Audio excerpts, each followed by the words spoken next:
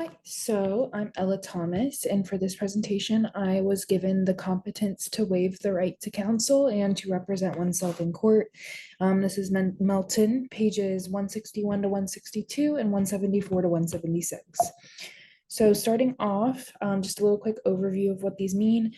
So competency, in my own terms, is kind of just the ability to be able to stand trial, waive the right to counsel, and represent oneself in court with the understanding of the consequences of a sentence and legal terminology, as well as being able to continue a court case with no interruptions due to mental health, mental disorders, anything like that. And then in order to waive the right to counsel, if a person does a competency exam and is held competent enough, this is kind of just the right to refuse the help of a lawyer or an attorney in court, and this could be due to personal or outside reasons. I'll speak more on those reasons in a little bit.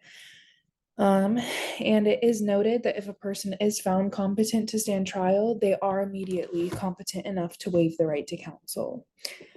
Right, and so the biggest case that was talked about is a case called Godinez versus Moran.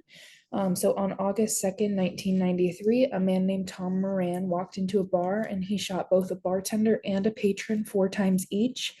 And he ended up, after this, he stole the cash register from the bar, and both the patron and the bartender fell dead. So 9 days after this, Moran walked into his ex-wife's home and he shot 7 times, unfortunately, hitting her with 5 bullets, killing her as well.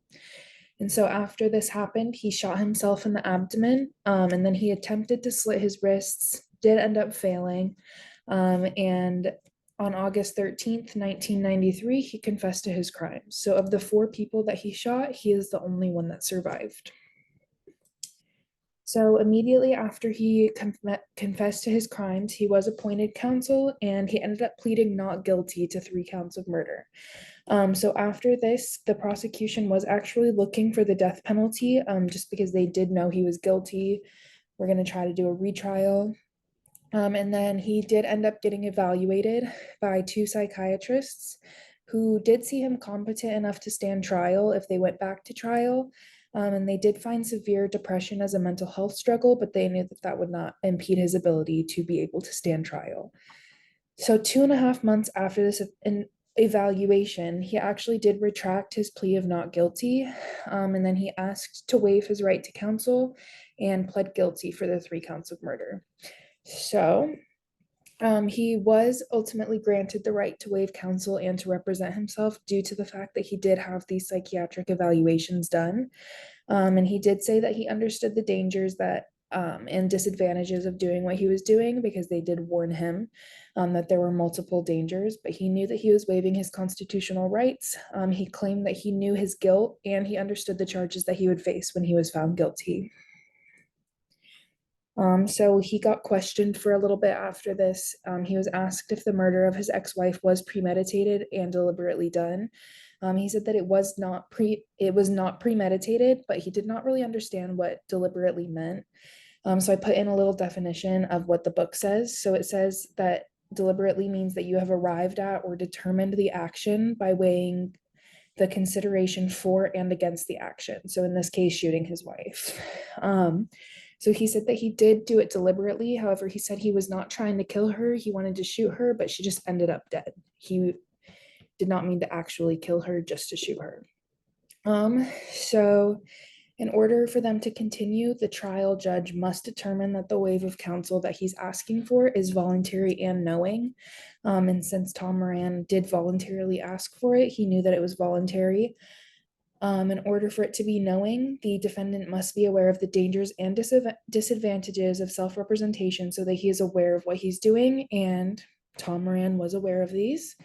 And then he must understand the consequences of his choices, which he also understood. So in this other case, Feretta v. California, it's noted that when a defendant waives the right to counsel and represents themselves, it's rarely in their interests that the trial is done, so usually it goes against them. In Feretta v. California specifically, the U.S. Supreme Court ultimately said that the criminal defendant is guaranteed the right to self-representation. So even if it's not a good idea, nothing's going to go their way, absolutely nothing. They will have to be able to do it. So it is shown to be important that a defendant does speak to an attorney before pleading, as it could help them receive a smaller sentence. But a lot of times, if they want to represent themselves, they don't want to do this, which again, they have to be okay with. So there is something known as a standby counsel. So in a case where the defendant successfully waives counsel, there is a standby counsel, such as in a case called McCaskill v. Wiggins. And this counsel can help give advice, information, anything about tactics, legal rules, legal jargon, everything going on in a court case. And they are also there in case, like it happened in Edwards v. Indiana, if the person ends up having a mental illness or a distraction that makes them unable to continue the case on their own, this standby counsel will be appointed to be the counsel for them and will represent them in court. So, a little bit more on representing oneself. When a defendant is representing themselves, it's vital for them to know the tasks that an attorney performs. So, more specifically, the selection of a jury, opening and closing statements, questioning and selecting witnesses, and having evidentiary objections. So, they need to be able to select the jury. It is very difficult for them to make opening and closing sentences and question, know what kind of questions to ask witnesses. And it's very difficult for them to have evidence to block people's objections. So there are a few reasons that people choose to self-represent, and the clinicians do need to be aware of what the decision was. So there are a few different ones. There's one called defeatist attitudes, and this is kind of just like, oh, like a lawyer wouldn't help me, like I'm guilty, so I don't need a lawyer because it won't help. And then there's paranoid ideation. This one is kind of like thinking that every single lawyer is against them, so they can't have them help because they're against them. Fantastic objectives are more about like believing that the murder victim is still alive, like not actually dead, so they can't be found guilty. And then there's irrational beliefs such as like supernatural causes will make it so that the jury chooses the wrong verdict. So when people believe these, they're more likely to be seen as incompetent, but then there are sides where they believe that they will just do better than the lawyer.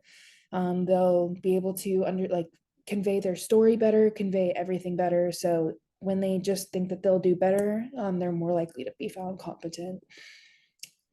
Then proceeding pro se, the last thing that they'll be tested for is cognitive function. So this is concentration, reasoning, and communication capacities before proceeding if they're giving a rational reasoning for waiving their counsel.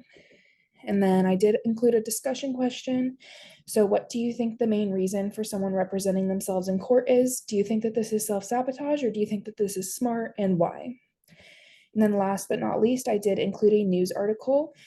This is from Spectrum News. It's about the Darrell Brooks Jr. case. He actually had driven an SUV into a store and killed 6 patrons.